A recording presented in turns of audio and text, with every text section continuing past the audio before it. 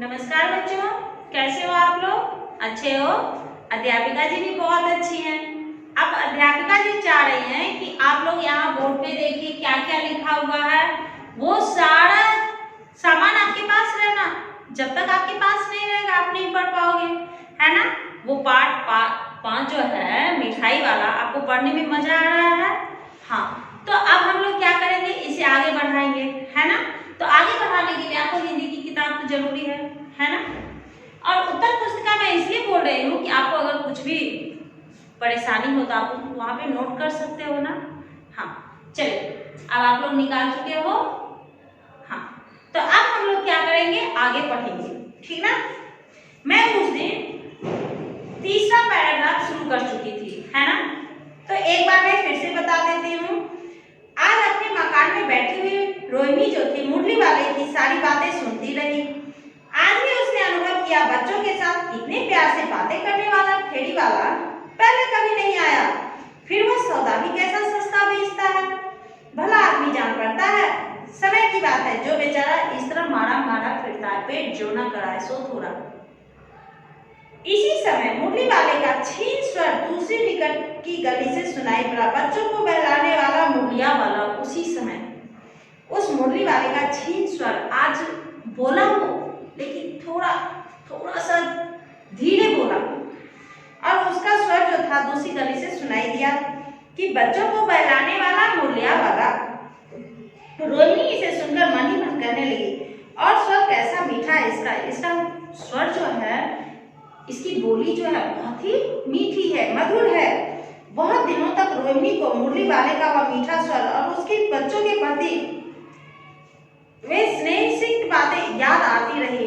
महीने के महीने आए और चले गए, फिर मुरली वाला जो था वह ना आया। धीरे धीरे उसकी स्मृति भी क्षीण हो गई, खत्म हो गई। धीरे धीरे उसकी स्मृति, उसकी याद जो थी वो भी खत्म हो गई। स्नेह प्यार से भरा हुआ, स्नेह सिक्त, प्यार से भरा हुआ। स्मृति यानी याद।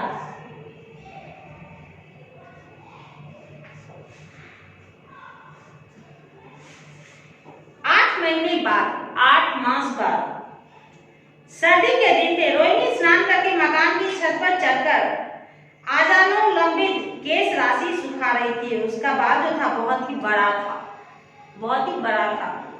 किसका? रोहिणी का। वो स्नान करके छत पे गई थी, बाल को सुखा रही थी। इस समय नीचे की गली में सुनाई पड़ा, बच्चों को बहलाने वाला मिठाई वाला। उसी समय उसके कानों में आवाज आई, क्या? बच्चों को बहलाने वाला मिठाई वाला। पहले कौन आया था? खिलौने वाला। दूसरी बार कौन आया? मुरली वाला। तीसरी बार कौन आया? मिठाई वाला। मिठाई वाले का स्वर उसके लिए परिचित था। वो स्वर उसे एकाएक याद आ गया, यह स्वर तो जाना पहचाना है। झट से रोहिणी नीचे उतर आई। उस समय उसके पति मकान में नहीं थे। हाँ, उनकी वृद्धा दादी थी। पति नहीं थे लेकिन दादी थी, जो कि बूढ़ी थी। रोहिणी उनके निकट आकर बोली, दादी, चुन्नू मुन्नू के लिए मिठाई लेनी है, जरा कमरे में चलकर ठहराओ। वो कहती है कि चुन्नू मुन्नू के लिए मिठाई लेनी है, जरा उसे बुलाइए घर में।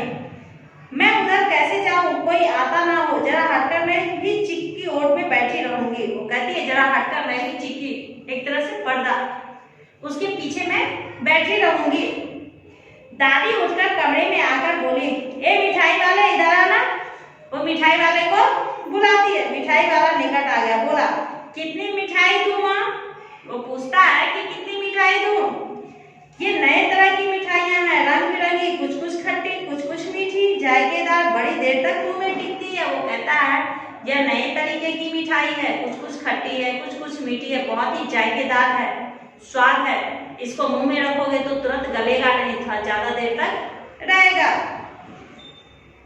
बच्चे बड़े चाव से चूसते हैं। इन गुणों के सिवा ये खांसी भी दूर करती है, खांसी भी दूर कर देती है। कितनी दूर? चपटी, गोल, पहलदार गोलियां भी पैसे की 16 देता हूँ। कहता है, 1 पैसे की 16 देता हूँ। तो दादी कहती है कि 16 तो बहुत कम होती है, भला 25 तो देते वो। अब देखो अब दादी क्या बोल रही है कि 16 नहीं 25 दे दो। मिठाई वाला नहीं दादी अधिक नहीं दे सकता, इतना भी देता हूँ, या अब मैं क्या, खैर मैं अधिक ना दे सकूंगा। रोहिणी दादी के पास ही थी, बोली दादी फिर भी काफी सस्ता दे रहा है, 4 पैसे की ले लो या पैसे रहे। वो कहती है कि दादी ये सस्ता ही दे रहा है, 4 पैसे की ले लो और ये लो पैसे। दादी को वो पैसे दे देती है। मिठाई वाला मिठाइयाँ गिनने लगा, तो 4 की दे दो। अच्छा 25 नहीं से 20 ही दो। अब वो कहती है ठीक है 25 नहीं, कम से कम 20 तो दे दो। अरे हाँ मैं भूली हुई, मोल भाव और मुझे ज्यादा करना आता ही नहीं है। कहते हुए दादी के पोपले मुंह से जरा सी मुस्कुराहट फूट निकली, वैसे मुंह से थोड़ी सी मुस्कुराहट निकल पड़ी। रोहिणी ने दादी से कहा दादी इसे पूछो तुम इस शहर में और भी कभी आए थे। वो कह रही है कि पूछिए आप इसे कि कभी इस शहर में आया या पहली बार आया है। यहाँ के निवासी तो तुम हो नहीं। वो कहती है कि यहाँ का तो ये निवासी है नहीं, यहाँ का रहने वाला तो है नहीं, ये पहले कभी आ चुका है। दादी ने इस कथन को दोहराने की चेष्टा की ही थी कि मिठाई वाले ने उत्तर दिया पहली बार नहीं और भी कई बार आ चुका हूँ, क्योंकि वो तो सुन रहा था। तो दादी को बोलने के लिए आप कुछ था ही नहीं। दादी क्या बोलती, वो जो बोली डायरेक्ट वो सुना, फिर वो जवाब देता है कि नहीं मैं पहली बार यहाँ नहीं आया हूँ और कई बार आ चुका हूँ। रोहिणी चिक्की आज से ही बोली पहले यही मिठाई बेचते हुए आए थे या और कोई चीज लेकर। वो कहती है कि पहले तो यही मिठाई बेचते थे या फिर कुछ दूसरा चीज। मिठाई वाला हर्ष संशय और विस्मयादी भाव में डूबकर बोला इससे पहले मुरली लेकर आया था, उससे भी पहले खिलौने लेकर। वो बेचारा उदास स्वर में बोलता है कि इससे पहले मुरली लेकर आया था और उससे पहले खिलौने लेकर आया था। विस्मयादी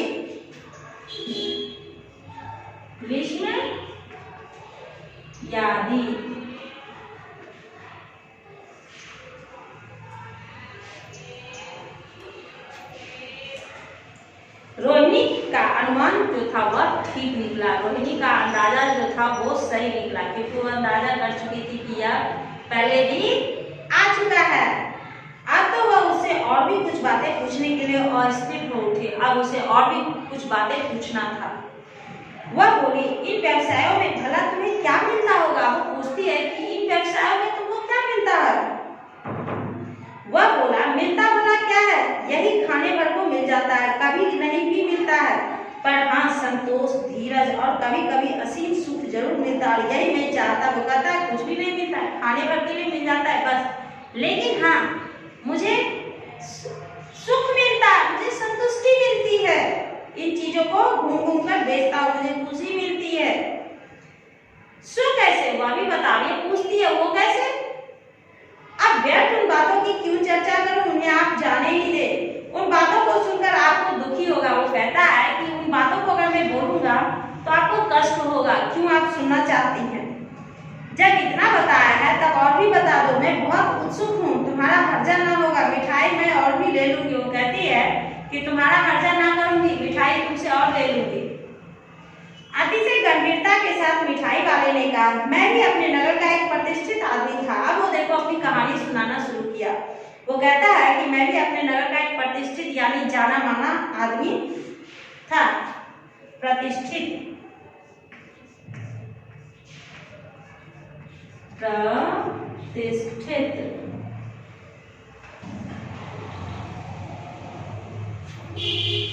मकान व्यवसाय गाड़ी घोड़े नौकर चाकर सभी कुछ था। स्त्री थी यानी पत्नी थी, छोटे छोटे 2 बच्चे भी थे।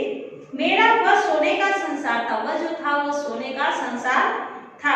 बाहर संपत्ति का वैभव था, भीतर सांसारिक सुख था। बाहर जो था बहुत सारी संपत्ति थी, धन संपत्ति पैसे सब कुछ था, और अंदर सांसारिक सुख था। यानी हम लोग बहुत खुश थे पत्नी के साथ, अपने बच्चों के साथ बहुत ही खुश थे।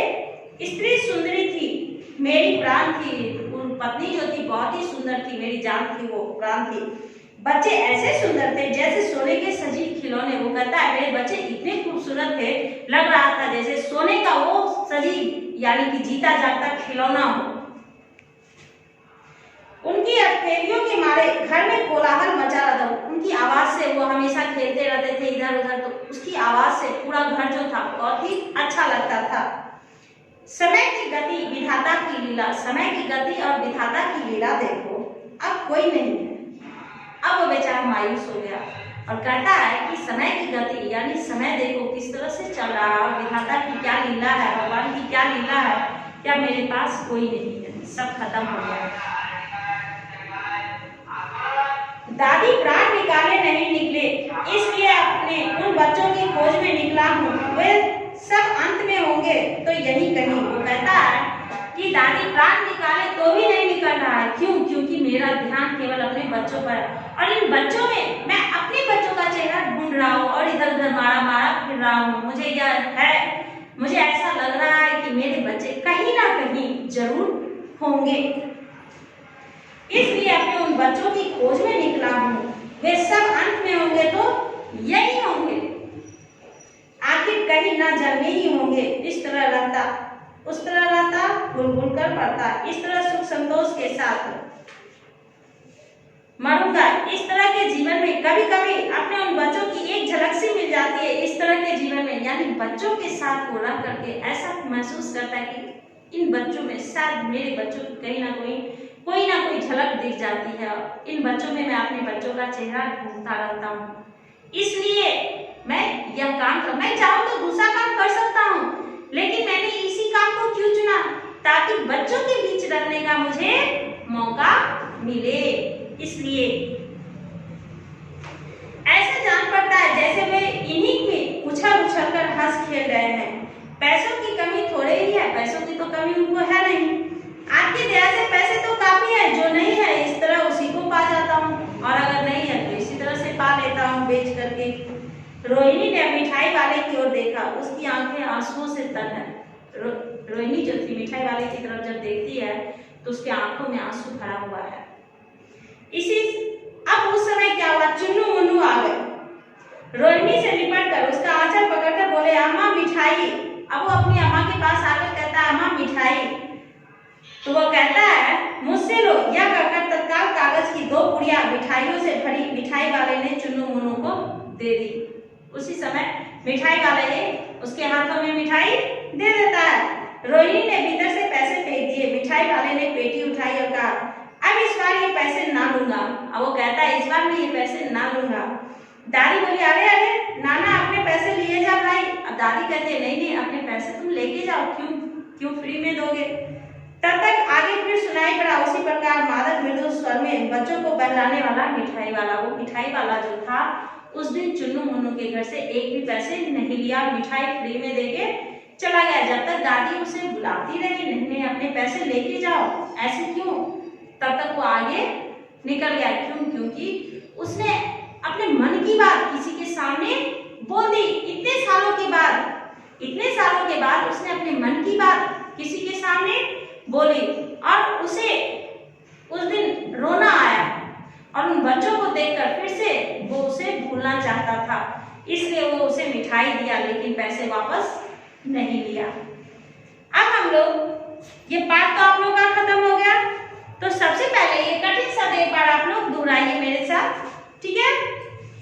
मुरली बाला, मुरली बाला, उस्ताद, उस्ताद, साफा, शाफा, मादक, मादक, स्मरण, स्मरण, गदगद, गदगद, एहसान, एहसान, ग्राहक, ग्राहक, अनुभव, अनुभव, फेरी वाला, फेरी वाला, स्नेहसिक्त, स्नेहसिक्त, स्मृति यानी याद, स्मृति, स्मरण भी याद हुआ, स्मृति भी याद हुआ, लेकिन इन दोनों का हम लोग अलग अलग वाक्यों में प्रयोग करते हैं। विश्वयादी, विश्वयादी, प्रतिष्ठित, प्रतिष्ठित। ठीक है, तो ये आप लोगों को समझ में आ चुका है। अब हम लोग क्या करेंगे, सबसे पहले इसमें कुछ ऐसे प्रश्न उत्तर है जो कि आप खुद से लिख सकते हो, आपको बताने की आवश्यकता नहीं है। अब इसमें क्या है, सुनिए बोलिए। इसमें सबसे पहला सवाल क्या है, आपकी गलियों में भी कई अजनबी फेरी वाले आते होंगे, उनके बारे में बताइए। आपकी गली में बहुत सारे फेरी वाले आते होंगे, उनके बारे में आपको बताना है। फिर हाट, मेले, शादी आदि आयोजनों में कौन सी चीजें आपको सबसे ज्यादा आकर्षित करती हैं, बताइए। अब हम लोग आगे बढ़ते हैं। मिठाई वाला अलग अलग चीजें क्यों बेचता था और वह महीनों बाद क्यों आता था। मिठाई वाला जो था अलग अलग चीजें क्यों बेचता था और फिर महीनों बाद क्यों आता था। उसका सबसे बड़ा कारण क्या था कि वह जानबूझ करके अलग अलग चीजें बेचता था ताकि बच्चे इस चीज को देखे तो फिर दौड़ के आ जाए मेरे पास। एक ही चीज बार बार बेचने के लिए, मान लीजिए आप ही की गली में फेरी वाला आया, आज वो मान लीजिए फ्रूट्स लेके आया, ठीक है, कल भी वही फ्रूट्स, परसों भी वही फ्रूट्स, फिर वही, आप बोर हो जाते हो, कुछ नया होना। अब खिलौने वाला आएगा, आज खिलौने, फिर कल उसके मंडी में देखिएगा कल फिर से वही खिलौने हैं, तो क्या आप लोगे, नहीं लोगे। दूसरा आएगा तो आप जरूर लोगे। तो वैसे ही ये देख के वो लोग परेशान है। और दूसरी बात क्या, महीनों बाद इसलिए आता था कि आज यहाँ है तो कल दूसरी जगह जाके बेचता, क्योंकि आज यहाँ बेच लिया कल फिर आएगा तो क्या लेंगे लोग, नहीं लेंगे ना। हाँ, 1 महीने के बाद 2 महीने के बाद टूट जाता है, इसलिए लोग उसे खरीदेंगे, और अगर डेली आएगा तो नहीं खरीदेंगे। मिठाई वाले में कौन से गुण थे जिनकी वजह से बच्चे बड़े भी उसकी ओर खींचे चले आते थे। उसका स्वर, उसकी बातें बहुत ही मधुर थी, अच्छी थी, इसलिए लोग उसकी तरफ आकर्षित हो जाते थे। रोहिणी को मुरली वाले के स्वर में खिलौने वाले का स्मरण क्यों आया, क्योंकि रोहिणी को मुरली वाले के स्वर में खिलौने वाले का स्मरण इसलिए आया कि दोनों की आवाज सेम थी, एक जैसी थी, इसलिए। इस कहानी में रोहिणी चिक के पीछे से बात करती है। क्या आज भी औरतें चिक के पीछे से बात करती है, नहीं। यदि करती है तो क्यों, आपकी राय में क्या सही है। चिक के पीछे से बात इसलिए करती है कि वो पर्दा करती हैं, अपने से बड़े लोगों का पर्दा करती हैं, इसलिए वो चिक के पीछे से बात करती हैं। चलिए, ये आपका हो गया। आज का होमवर्क है आप लोगों का learn and right lesson 5 hard word in class work. ठीक है, क्लास वर्क में आप लोग कठिन शब्द लिखिएगा, है ना। तो अब आप लोगों को मैंने प्रश्नोत्तर भी समझा दिया, तो आशा रखती हूँ आप लोगों से, उम्मीद करती हूँ कि आप लोग इसको सही तरीके से पढ़ोगे। अगर किसी तरह की कोई भी परेशानी हो आप उसे अंडरलाइन कीजिए, फिर आपके विद्यालय में अध्यापिका जी उपस्थित है, आप कभी भी आकर उनसे पूछ सकते हो, है ना।